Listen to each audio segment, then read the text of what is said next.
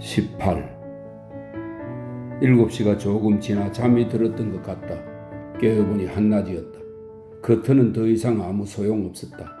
열린 창으로 들어온 햇살이 벽에 무늬를 그려놓았다. 아래쪽 장미 정원에서 일꾼들이 테이블이며 의자를 드러내고 조명을 해체하는 소리가 들렸다. 맥심의 자리는 여전히 비어 있었다. 나는 팔을 눈 위에 올리고 침대를 가로질러 누운 잠들기에 가장 어렵고 묘한 자세였지만 한참을 비몽사몽으로 헤매다가 마침내 깨어났다. 11시가 지난 시각이었다. 자는 사이에 클래리스가 차를 놓고 갔는지 침대 옆에 차디찬 차 주전자가 놓여 있었다. 벗어놓은 옷은 말끔하게 개어져 있고 푸른 드레스는 장 안에 걸려 있었다. 나는 짧게 설친 잠 때문에 여전히 멍한 채로 차가운 차를 마시고 눈앞의 벽을 바라보았다. 맥심의 빈자리를 보자 가슴이 먹먹해지면서 현실 감각이 되살아났다. 전날 밤의 그 괴로움이 다시 한번 나를 덮쳤다. 맥심은 아예 침실로 오지 않았다. 잠옷은 얌전하게 접힌 그대로였다. 클래리스는 차를 가져왔을 때 무슨 생각을 했을까? 맥심이 없는 것을 알고서 다른 하인들에게 알리고 아침을 먹으면서 내내 그의 얘기를 떠들어댔을까? 왜 그런 걱정을 하는지, 하인들이 부엌에서 떠들어댈지 모른다는 점에 왜 그렇게 신경이 쓰이는지 알 수 없었다. 나는 입방아에 오르는 걸 싫어하는 속 좁은 사람인 모양이었다. 지난밤 내 방에 숨어있지 않고 푸른 드레스를 입고 내려갔던 것도 바로 그 때문이었다. 그건 용기도 미덕도 아닌 관습에 대한 고통스러운 추종이었다. 맥심을 위해서도 비어트리스를 위해서도 맨들리를 위해서도 아니었다. 그저 무도의 손님들이 나와 맥심이 싸웠다고 생각하는 것이 싫어서 내려갔던 것이다. 집에 돌아가 더윈트 부부에게 문제가 있다더군 더윈트 씨는 전혀 행복하지 않대 라고 말을 해댈 것이 싫었다.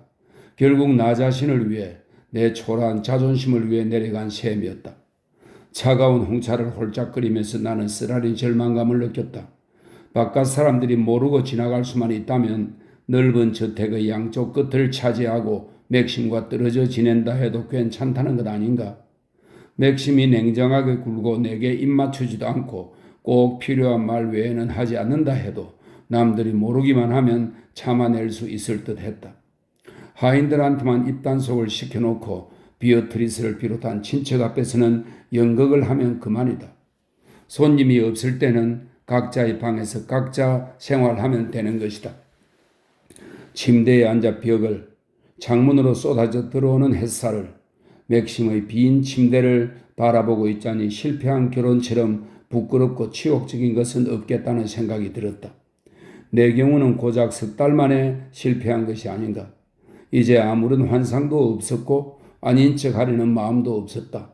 지난밤의 일은 내 결혼이 실패했다는 걸 너무도 분명히 보여주었다. 사실을 알게 될 경우 사람들이 떠들어댈 말은 다 사실이었다. 나는 잘 지내지 못했다. 동반자도 아니었다. 서로에게 잘 어울리지 않았다. 나는 맥심의 아내가 되기에 너무 어리고 경험도 없었다. 가장 큰 문제는 그의 세계에 속한 사람이 못 된다는 점이었다. 내가 아이처럼 혹은 강아지처럼 온 마음을 바쳐 결사적으로 그를 사랑했다는 사실은 전혀 중요하지 않았다. 그것은 그가 원하는 사랑이 아니었다. 그는 지금의 내가 주지 못하는 어떤 것, 과거에 가지고 있던 어떤 것을 원했다. 결혼을 작정하고 맥심을 행복하게 만들어줄 수 있다고 믿었던 치기 어린 시절, 자만에 빠졌던 내 모습이 떠올랐다. 맥심은 그보다 더 큰 행복을 이미 아는 사람이었는데 말이다. 속물 시각을 벗어나지 못하는 베노프 부인마저도 내가 실수를 저지르는 거라고 말하지 않았나. 어째나 네가 커다란 실수를 저지른다는 생각이 드는구나. 언젠가 가슴을 치며 후회할 실수 말이다. 라고. 나는 그 말을 듣지 않을 거라고. 부인은 냉정하고 잔인한 사람일 뿐이라고 생각했다. 하지만 부인의 말은 옳았다. 모든 면에서 옳았다. 작별 인사를 하기 전에 마지막으로 내게 던진 말. 설마 그가 너를 사랑한다고 생각하지는 않겠지?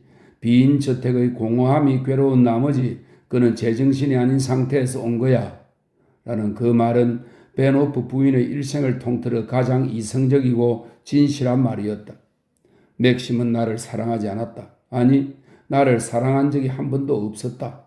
이탈리아에서 보낸 신혼여행도 이곳 맨들리에서의 생활도 그에게는 아무것도 아니었다. 아무 의미도 없다. 내가 사랑이라 생각했던 것, 나라는 한 인간에 대한 애정이라 생각했던 것은 사랑이 아니었다. 그저 그는 남자고 나는 그의 어린 아내이고 그리고 그는 외로웠다는 사실뿐이다. 그는 내게 조금도 속해 있지 않다. 온전히 레베카의 것이다. 아직도 레베카 생각을 한다. 레베카가 있으므로 앞으로도 나를 사랑하지 않을 것이다. 댄버스 부인 말대로 레베카는 아직도 이 집 안에 있다. 서쪽의 침실에, 서재에, 거실에, 홀 위쪽 발코니에, 정원 곁방에도 아직 레베카의 비옷이 걸려있지 않은가. 정원의 숲에, 해변의 돌집에도 레베카의 발소리가 복도를 울리고 그 향수 냄새가 계단에 어려있다. 하인들은 여전히 그 명령에 복종하고 우리는 레베카가 좋아했던 음식을 먹는다. 레베카가 좋아했던 꽃들이 방에 놓인다. 그 침실 옷장에 걸린 옷들, 화장대 위의 머리빗, 의자 아래의 슬리프, 침대 위의 가운. 레베카는 아직도 맨들리의 안주인이다. 여전히 더윈터 부인이다. 나는 여기서 아무것도 아니다. 나는 과거의 모든 것이 다 보존되어 있는 이곳을 비틀거리며 헤매는 불쌍한 바보에 불과하다. 맥심의 할머니는 울부짖었지. 레베카는 어디 있는 게야? 레베카를 보고 싶어. 레베카를 대체 어떻게 한 게냐? 할머니는 나를 모르고 관심도 없다. 딱히 그래야 할 이유가 없지 않은가? 나는 완전히 낯선 사람이니까. 난 맥심에게도 맨들리에도 속해 있지 않으니까.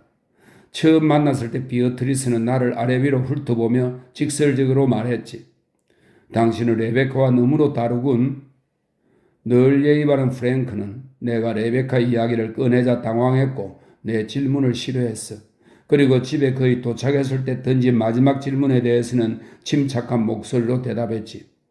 그렇습니다. 제 평생 본 중에 가장 아름다운 분이었습니다. 라고. 레베카.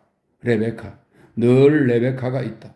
집안을 걸을 때나 어딘가에 앉을 때나 무언가를 생각하거나 꿈꿀 때조차도 레베카를 만나게 된다. 레베카의 겉모습까지 알게 되었다. 길고 가는 다리, 좁고 작은 발, 나보다 넓은 어깨, 능숙하게 움직이는 두 손. 레베카는 그 손으로 꽃꽂이를 하고 모형 배를 만들고 시집 속 표지에 맥스에게 레베카가 라고 썼다. 달걀형의 작은 얼굴에 피부는 하얗고 검은 머리카락이 드리워져 있다고 했지. 좋아하는 향수 냄새도 안다. 그 웃음소리와 미소도 짐작할 수 있다. 아무리 많은 사람들 틈에 있어도 그 목소리는 구별해낼 것 같다. 레베카. 어느 한순간도 레베카를 벗어날 수 없다. 내가 거기서 벗어날 수 없듯 레베카도 날 벗어날 수 없겠지. 댄버스 부인이 말한 대로 발코니에서 나를 내려다 보았을 것이다. 그 책상에 앉아 편지를 쓸 때는 옆에 앉았으리라. 내가 자기 비옷을 입고 자기 손수건을 쓰는 모습도 지켜보았으리라. 제 스프도 레베카의 개였지만 지금은 나를 따라다닌다. 정원의 장미도 모두 레베카 것이었지만 지금은 내가 꺾고 있다. 내가 그렇듯 레베카도 나를 무서워하고 싫어할까? 맥심이 이 저택 안에서 혼자 살기를 바랄까? 나는 산 사람과는 싸울 수 있지만 죽은 사람과는 그럴 수가 없다. 런던에 맥심의 연인이 있다면, 그래서 맥심이 그 여자에게 편지를 쓰고 함께 저녁을 먹고 잠자는 것이라면 찾아가 싸울 수 있다. 같은 세상에 있으니까. 두려울 것도 없다. 분노와 질투는 이겨낼 수 있는 감정이다. 언젠가 연인이 나이 들고 추해지면 맥심은 더 이상 그 여자를 사랑하지 않겠지. 하지만 레베카는 나이를 먹지 않는다. 늘 같은 모습이다. 그러니 나는 싸울 수가 없다. 상대가 나보다 너무 강한 것이다. 나는 침대에서 빠져나와 커튼을 젖혔다. 햇살이 파고들었다. 장미 정원에서 일꾼들이 쓰레기를 치우고 있다. 저렇게 뒷정리를 하다 보면 자연스럽게 무도회 이야기를 하지 않을까?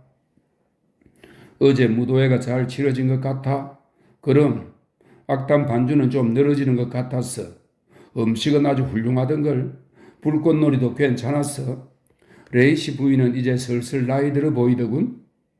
그런 옷차림을 했으니 당연하지. 주인으로는 좀 무뚝뚝했어. 늘 그러시잖아. 새 신부는 어땠어? 별로였어. 좀 맹하던걸. 잘된 결혼인지 모르겠어. 글쎄 말이야.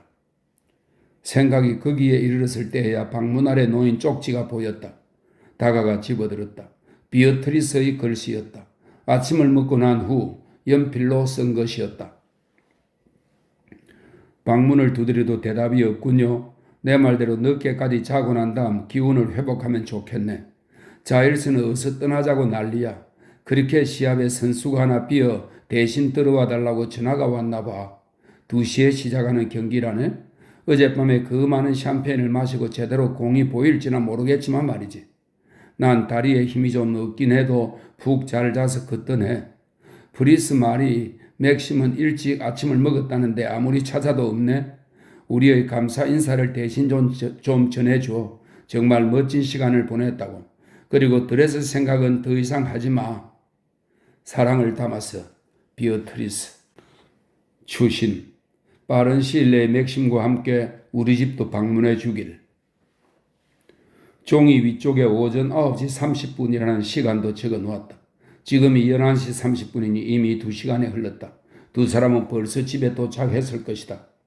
비어트리스는 짐 가방을 풀고 정원으로 나가 일상적인 생활을 시작했으리라. 자일스는 방망이를 휘두르며 크리켓 경기를 준비하겠지.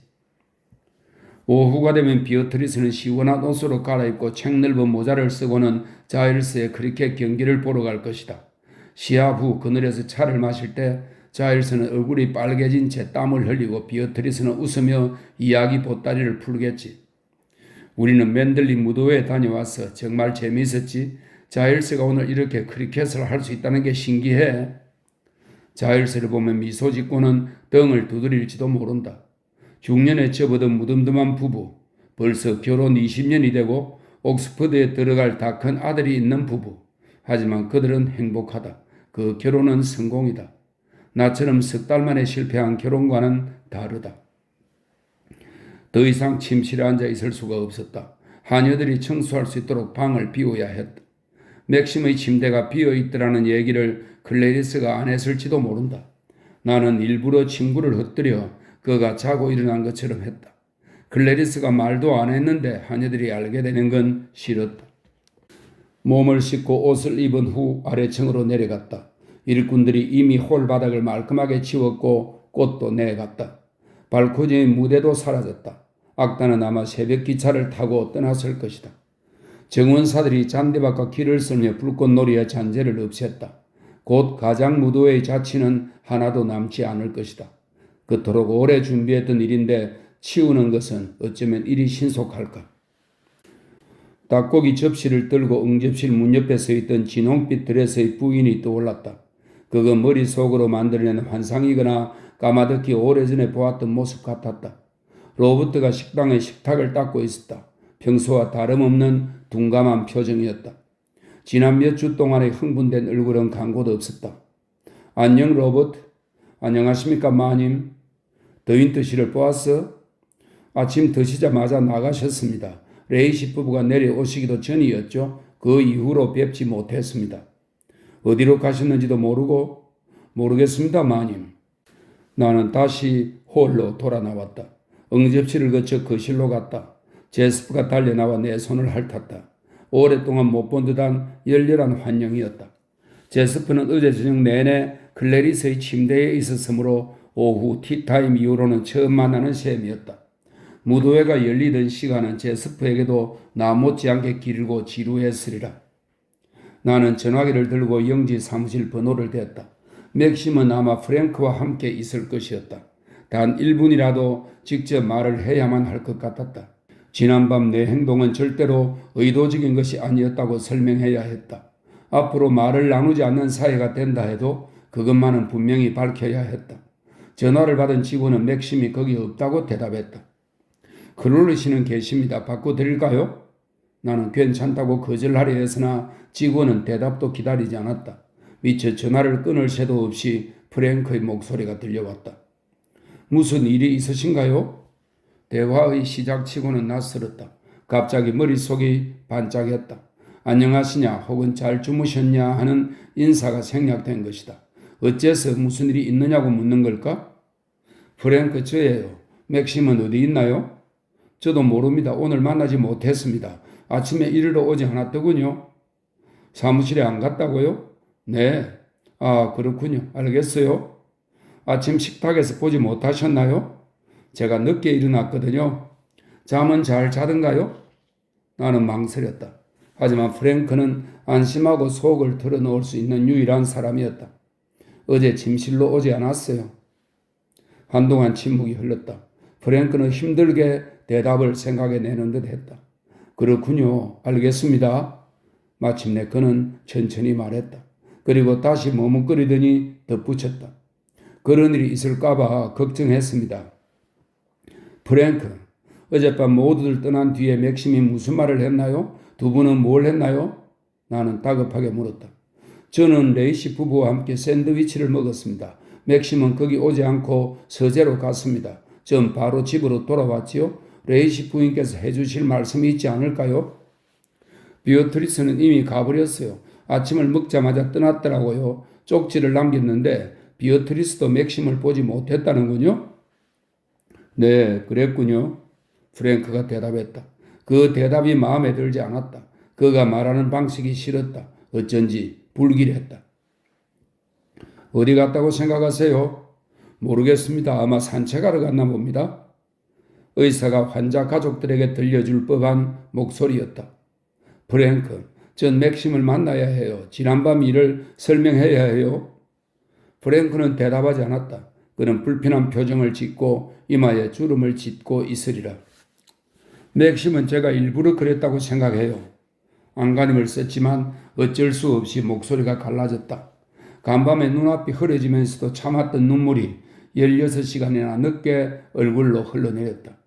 맥심은 내가 장난을 친 거라고, 아주 못되고 사악한 장난을 친 거라고 생각하고 있어요. 아닙니다. 그건 아니에요.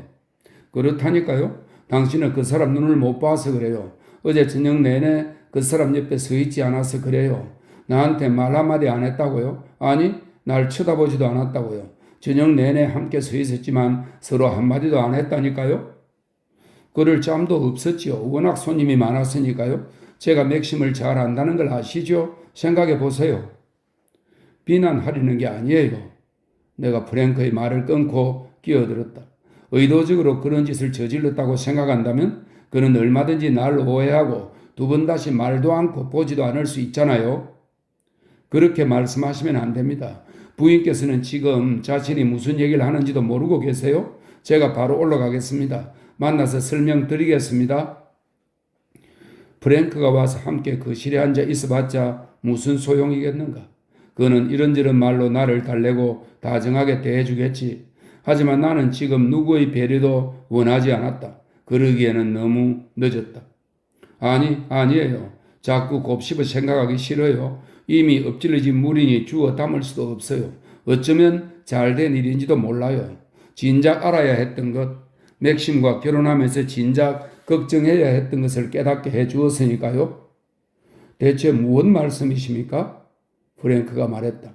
그의 목소리에 날이 서 있었다. 맥심이 나를 사랑하지 않는 것이 왜 프랭크에게 이토록 중요할까? 어째서 내가 진실을 깨닫게 되는 걸 싫어할까? 그와 레베카의 관계지요. 이번에는 레베카의 이름을 입 밖에 내는 것이 안도감이나 기쁨을 주지 않았다. 금지된 단어를 말해버린 것처럼 어색했고 씁쓸하며 부끄러웠다. 프랭크는 잠시 말이 없었다. 전화 저쪽에서 그가 숨을 길게 들이쉬는 소리가 들렸다. 그게 무슨 말씀이십니까? 그게 대체? 그는 전보다 더 날선 목소리로 같은 질문을 반복했다. 그는 날 사랑하지 않아요. 레베카를 사랑하죠. 한 번도 잊은 적이 없고 밤낮으로 레베카만 생각하고 있죠. 날 사랑한 적도 없고요. 프랭크, 언제나 레베카 뿐이라고요. 프랑크는 놀란 나머지 흑소리를 냈다. 하지만 프랭크가 충격받는 것은 문제가 아니었다. 이제 제 기분을 아시겠죠? 이제 이해하시겠죠? 잠깐만요. 제가 바로 올라가겠습니다. 꼭 그래야만 합니다. 듣고 계시나요? 이건 아주 중요한 일입니다. 전화로는 말씀드릴 수가 없어요. 더윈트 부인. 나는 수화기를 내려놓고 책상에서 벌떡 일어났다. 프랭크를 만나고 싶지 않았다. 그는 나를 도울 수 없다. 문제를 해결할 사람은 나뿐이었다. 울어버린 탓에 내 얼굴은 얼룩져 있었다. 나는 손수건 끝자락을 잘근잘근 씹으며 방 안을 이리저리 오갔다. 두 번 다시 맥심을 보지 못할 것만 같았다. 너무도 강한 확신이었다. 그는 떠나버렸고 돌아오지 않을 것이었다. 프랭크도 그걸 알고 있지만 차마 전화로는 말 못한 것이리라. 날 놀라게 하고 싶지 않아서 말이다. 다시 사무실로 전화를 해보면 그가 벌써 떠났다고 하겠지. 크롤리 씨는 지금 막 나가셨습니다. 라고 직원이 대답하겠지. 모자도 안 쓴 채 서둘러 작은 차에 올라타 맥심을 찾으러 떠나는 프랭크의 모습이 보이는 듯 했다. 나는 창가로 가서 피리 부는 목동 조각상에 서 있는 작은 빈털을 바라보았다. 철쭉은 이제 다 떨어지고 없었다. 내년까지는 다시 피지 않을 것이었다. 붉은 빛이 사라지자 키 큰 줄기들은 단조롭고 어두워 보였다. 바다에서 안개가 올라와 둔덕 아래 숲이 보이지 않았다. 아주 덥고 습기 찬 답답한 날씨였다. 지난밤 손님들은 어제 안개가 없었으니 얼마나 다행이야. 하마터면 불꽃놀이를 못 볼 뻔했군. 이라고 이야기하겠지. 나는 그 실을 나와 응접실을 거쳐 테라스로 갔다. 이제 태양은 안개의 벽 뒤로 들어가고 없었다. 어두운 손길이 맨들리를 덮쳐 맑은 하늘과 밝은 빛을 빼앗는 듯 했다. 정운사 하나가 나를 스쳐 지나갔다. 종이 조각, 과일 껍질 등 간밤의 쓰레기를 잔뜩 실은 손수레를 끌고 있었다. 안녕하세요. 안녕하세요, 마님. 간밤의 무도회 때문에 힘들게 일하셔야 하는군요. 괜찮습니다, 마님. 모두들 즐거운 시간을 보냈으니까요. 그게 제일 중요하지 않겠습니까? 그야 그렇죠. 그의 시선은 잔디밭을 가로질러 숲속 빈터로 향했다. 계곡이 바다 쪽으로 급경사를 이루는 곳이었다. 검은 나무들이 희미하게 모습을 드러냈다. 안개가 더 심해질 겁니다. 그가 설명했다. 그렇군요. 간밤에 안개가 없었다는 게 고마운 일입니다. 그렇군요. 그는 잠시 기다리다가 모자를 고쳐 쓰고 손수레를 밀며 사라졌다. 나는 잔디밭을 가로질러 숲 입구까지 걸어갔다. 나무와 부딪혀 물방울이 된 안개가 이슬비처럼 내 머리 위로 떨어졌다. 제스프는 꼬리를 늘어뜨리고 분홍색 혀도 빼문 채 내게 바짝 붙어 떨어지지 않았다. 끈끈하고 답답한 공기가 녀석을 늘어지게 만드는 모양이었다. 수발의 해변으로 밀려드는 느리고 어물한 파도 소리가 들렸다. 흰 안개는 젖은 소금과 해초 냄새를 풍기며 집 쪽으로 흘러갔다. 제스퍼의 등에 손을 대보았더니 털이 푹 젖어 있었다. 저택 쪽을 돌아보니 굴뚝도 벽도 구분할 수 없는 희미한 형체가 눈에 들어왔다. 문득 서쪽 침실의 덧창 하나가 열려 있는 것이, 그리고 사람이 서 있는 것이 보였다. 순간적으로 놀랍고 두려운 마음이 들었다. 맥심인가 했더니 그 사람은 팔을 뻗어 덧창을 닫았다. 댄버스 부인이었다. 내가 숲 입구에 서서 흰 안개를 맞는 모습을 지켜보았던 것이다. 내가 테라스를 지나 잔디밭을 가로지르는 모습을 보고 있었던 것이다. 자기 방의 전화로 나와 프랭크의 대화도 들었을지 모른다. 그렇다면 맥심이 지난밤에 나와 한 방에서 자지 않았다는 것도 알고 있겠지. 내가 울음을 터뜨리는 소리도 들었으리라.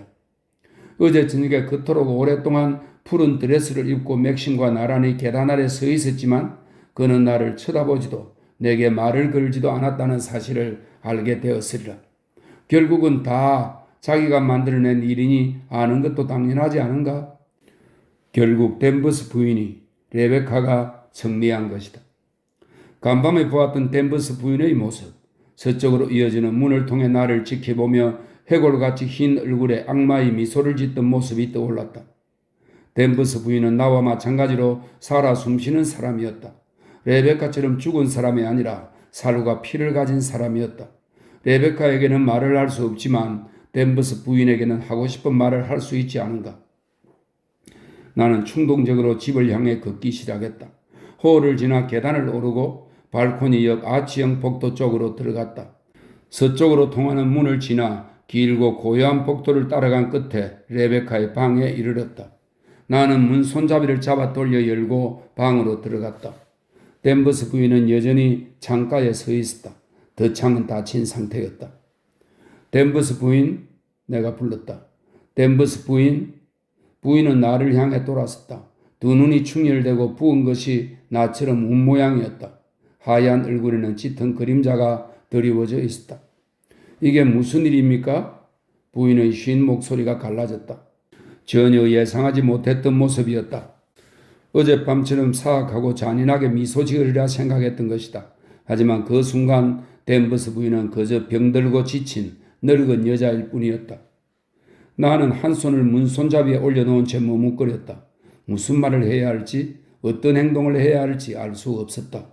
그렇게 충혈되고 부은 눈으로 나를 바라보는 댄버스 부인에게 무엇라 대답할 것인가? 부인이 입을 열었다.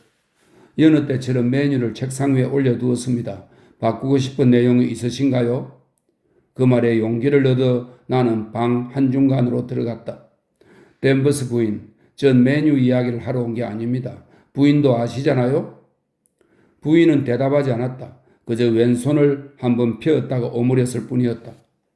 원하는 결과를 얻으셨군요. 그렇죠? 바로 이렇게 되기를 바랐던 거잖아요. 이제 만족하나요? 기쁜가요? 부인은 고개를 돌리고 창밖을 바라보았다.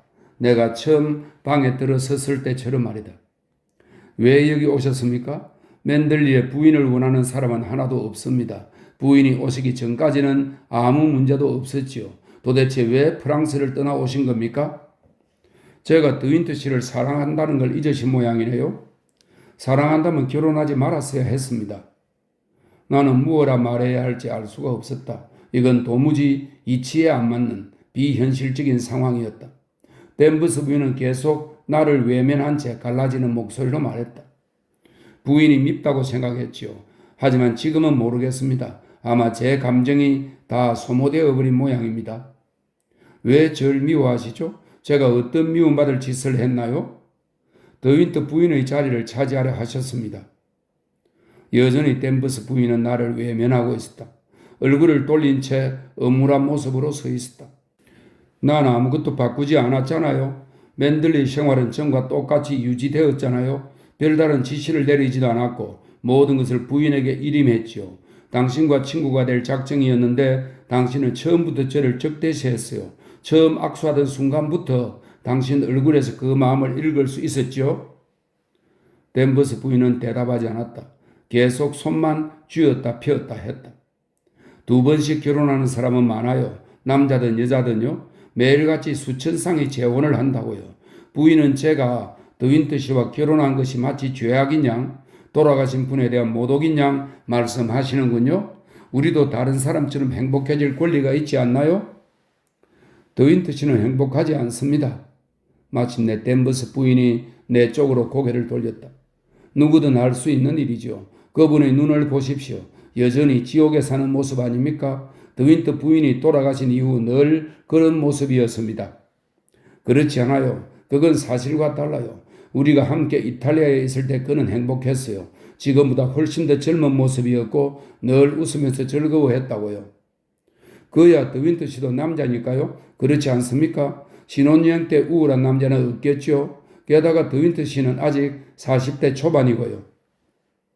댄버스 부인은 어깨를 어쓱거리며 냉소적으로 웃었다. 어떻게 감히 저한테 그렇게 말을 하죠? 어떻게 감히? 나는 더 이상 부인이 두렵지 않았다. 나는 부인 앞으로 다가가 그 팔을 잡고 흔들었다. 당신이 어젯밤 내가 그 드레스를 입게끔 만들었어요. 당신이 아니었다면 그런 생각은 하지도 않았을 거라고요.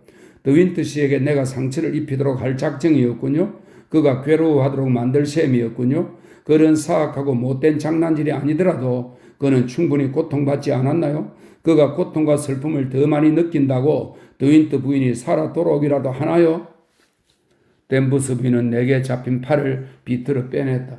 죽은 사람처럼 창백했던 얼굴이 분노로 붉게 물들었다. 제가 왜 더윈트 씨의 고통을 배려해야 하죠? 더윈트 씨는 전혀 그러지 않는데요.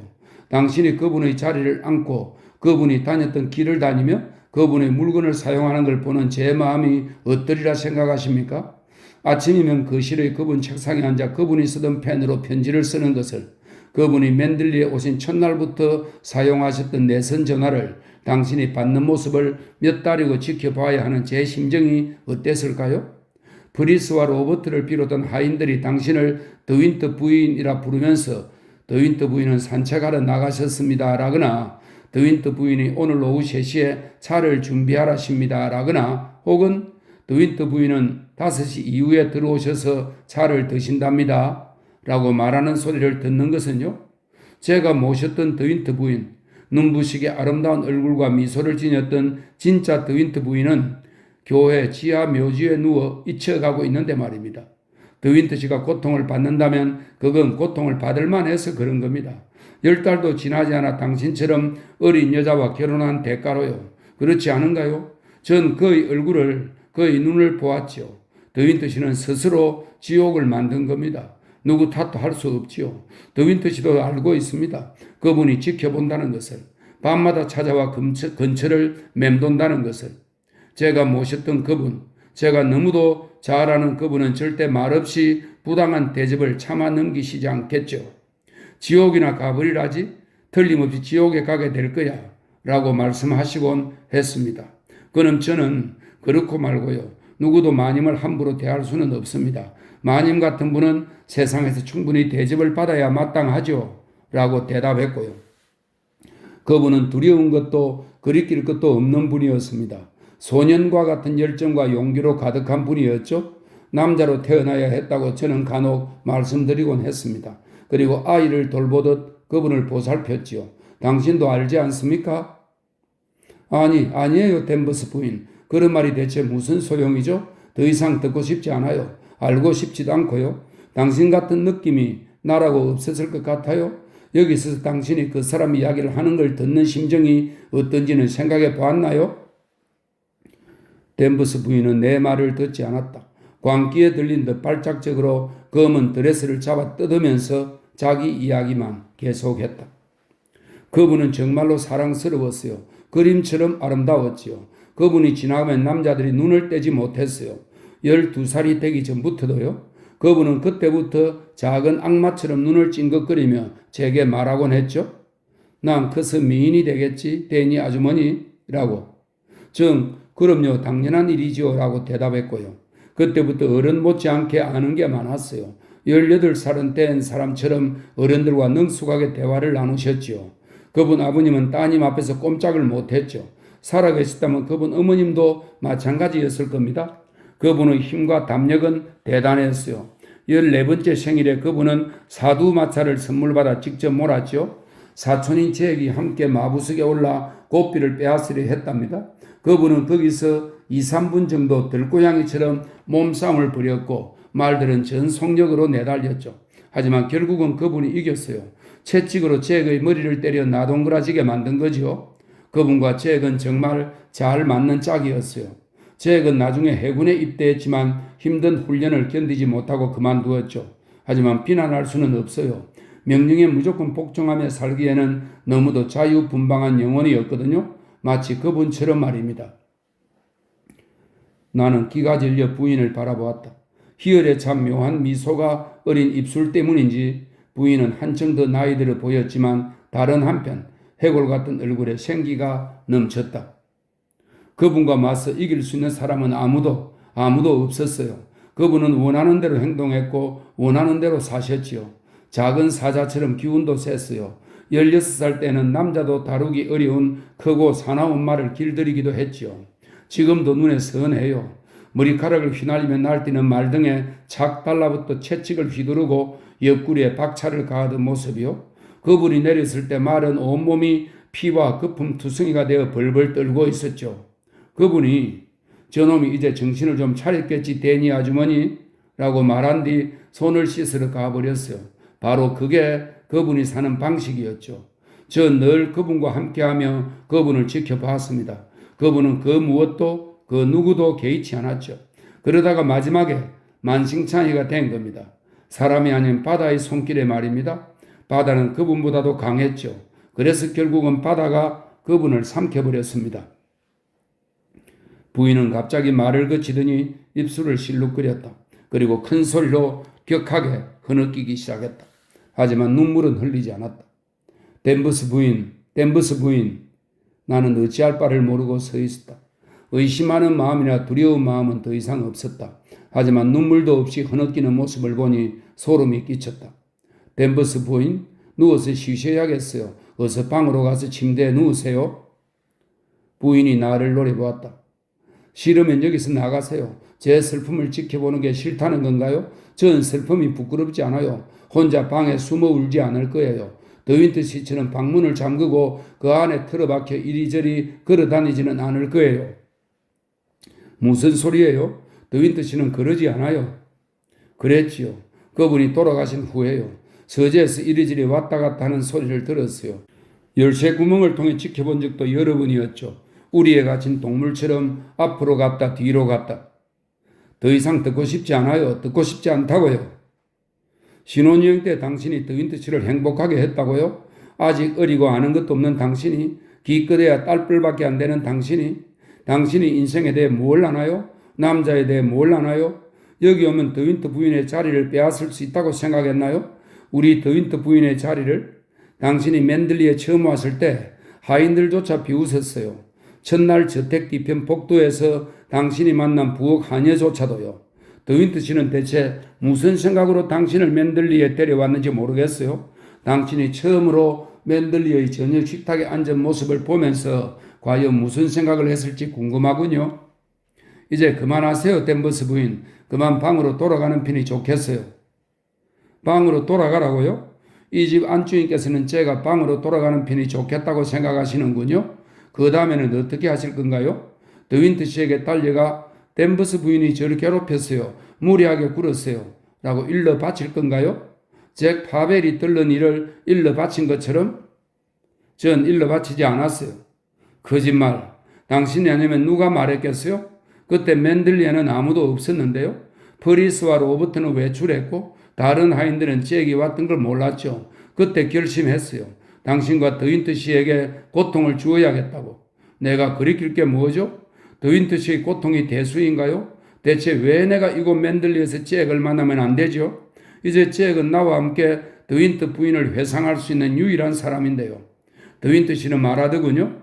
두 번 다시 맨들리에 오지 못하게 해요. 이것이 마지막 경고요. 라고. 더윈트 씨는 아직도 질투하는 거라고요. 서재문이 열렸을 때 2층 발코니에 몸을 숨겼던 일이 떠올랐다. 화가 나서 큰 소리로 댄버스 부인을 나무라던 맥심의 목소리가 들리는 듯 했다. 질투하는 거라고? 맥심이 질투를 한다고? 그분이 살아계실 때도 질투하더니 이제 돌아가신 다음에도 질투를 하는군요. 예전에도 잭이 맨들리에 오지 못하게 했었죠. 이것만 봐도 더윈트 씨가 그분을 잊지 못한다는 게 분명하지 않아요? 물론 질투하는 게 마땅해요. 저도 질투를 했으니까. 그분을 아는 사람은 누구나 그랬죠. 그분은 개의치 않았어요. 그저 웃으면서 난 나 좋을 대로 살 거야. 세상 누구도 날 막을 수는 없어 라고 하셨죠. 어떤 남자든 그분을 한번 보면 미친 듯이 빠져들고 말았어요. 이 집에 머물렀던 사람들도, 그분이 런던에서 만났던 이들도, 해변에 데려가 주말을 보냈던 이들도 모두들 사랑에 눈이 멀었지요. 그분은 깔깔 웃으면서 남자들이 어떤 말을 하고 어떤 행동을 했는지 제게 다 말해 주었지요. 그분께 그건 일종의 게임이었거든요. 게임 말이에요. 그러니 누군들 질투하지 않을 수 있겠어요? 모두들 질투에 몸부림치며 그분에게 목을 맸죠. 더윈트 씨도 잭도 크롤리 씨도 그분을 아는 모두가, 맨들리에 왔던 모두가 말입니다. 전 알고 싶지 않아요. 더 이상 알고 싶지 않아요. 댄버스 부인이 가까이 다가왔다. 내 얼굴에 자기 얼굴을 바짝 들이댔다. 물론 그렇겠죠. 이제 알았나요? 당신은 절대 그분을 이길 수 없어요. 그분은 아직도 이곳 안주인이에요. 진짜 더윈트 부인은 바로 그분이죠. 그림자이고 유령인 건 그분이 아니라 당신이라고요. 아무도 원치 않아 내쳐진, 잊혀져버린 존재가 바로 당신이에요. 자, 그런데도 맨들리를 떠나지 않는 이유가 무엇이죠? 왜 그분께 맨들리를 맡기고 떠나지 못하죠? 나는 창문 쪽으로 물러섰다. 다시 두려움과 공포가 몰려왔다. 댄버스 부인은 내 팔을 붙잡았다. 왜 가지 않는 거예요? 우린 아무도 당신을 원하지 않아요. 더윈트 씨도 마찬가지죠. 당신을 원했던 적은 한 번도 없어요. 그분을 잊지 못하니까요. 더윈트 씨는 그분과 함께 이 집에 홀로 있고 싶어 해요. 교회 지하 묘지에 누워 있어야 할 사람은 그분이 아니라 당신이에요. 죽어야 할 사람은 더윈트 부인이 아니라 당신이라고요? 댄버스는 창문을 열고 나를 그쪽으로 밀었다. 흰 안개 때문에 형체가 희미해진 테라스가 내려다 보였다. 저 아래를 봐요. 정말 쉽지 않겠어요? 어째서 뛰어내리지 않는 거죠? 목이 부러진다 해도 고통은 느끼지 못할 거예요. 아주 빠르고 편한 방법이죠. 물에 빠져 죽는 것과는 달라요. 왜 당장 뛰어내리지 않는 거죠? 안개가 창밖을 가득 채웠다. 끈적거리고 습한 공기가 내 눈에 콧구멍 안에 밀려들었다. 나는 두 손으로 창틀을 꼭 잡았다. 두려워 마세요. 밀어버리지는 않을 테니 당신 옆에 있지도 않을 거예요. 혼자서도 충분히 뛰어내릴 수 있으니까. 대체 당신이 여기 맨들리에 있을 이유가 무엇인가요? 당신은 행복하지 않아요. 더윈트 씨는 당신을 사랑하지 않고요. 그러니 살아갈 이유가 별로 없는 거죠. 지금 당장 뛰어내려 끝장을 내버리는 게 어때요? 그러면 더 이상 불행하지 않을 텐데요. 테라스의 꽃봉오리들이 보였다. 수국이 잔뜩 물이 지어 있었다. 돌바닥은 부드러운 회색이었다. 푹신할 듯했다. 안개 때문에 아주 먼 곳처럼 느껴졌다. 실제로는 창문이 그리 높지 않고 바닥까지도 멀지 않았는데 말이다. 어째서 뛰어내리지 않는 거죠? 어째서 시도하지 않죠? 댄버스 부인이 속삭였다. 안개가 전보다 더 짙어지면서 테라스는 시야에서 사라졌다. 꽃봉오리도 돌로 포장된 바닥도 보이지 않았다. 주변은 온통 해초 냄새를 풍기는 서늘하고 하얀 안개뿐이었다. 유일한 현실은 창틀을 잡은 내 손과 내 팔을 움켜쥔 댄버스 부인의 손이었다. 뛰어내린데도 돌바닥이 점점 가까워지는 것은 보이지 않으리라. 부인의 말대로 고통은 짧을 것이었다. 떨어지면서 바로 목이 부러질 테니까. 물에 빠져 죽는 것처럼 서서히 죽지는 않을 테니까. 순식간에 모든 것이 끝나겠지? 맥심은 나를 사랑하지 않았다. 맥심은 레베카와 함께 홀로 남고 싶어 한다고 했다. 자, 어서. 댄버스 부인이 속삭였다. 어서. 두려워하지 마요. 나는 눈을 감았다. 현기증이 났다. 창틀을 쥔 손가락에 쥐가 났다. 콧구멍과 입술에 닿은 안개가 시큼하고 고약했다. 담요를 뒤집어 쓴 것처럼 마취가 된 것처럼 답답했다. 불행하다는 생각도 맥심을 사랑한다는 생각도 사라질 것이었다. 레베카 생각까지도. 더 이상 레베카를 생각할 필요가 없게 되는 것이다. 내가 창틀에서 손을 놓고 길게 한숨을 내쉬는 순간 흰 안개와 정막이 갑자기 깨졌다. 폭발음이 들리고 창문이 흔들렸다. 나는 눈을 떴다. 그리고 댄버스 부인을 바라보았다.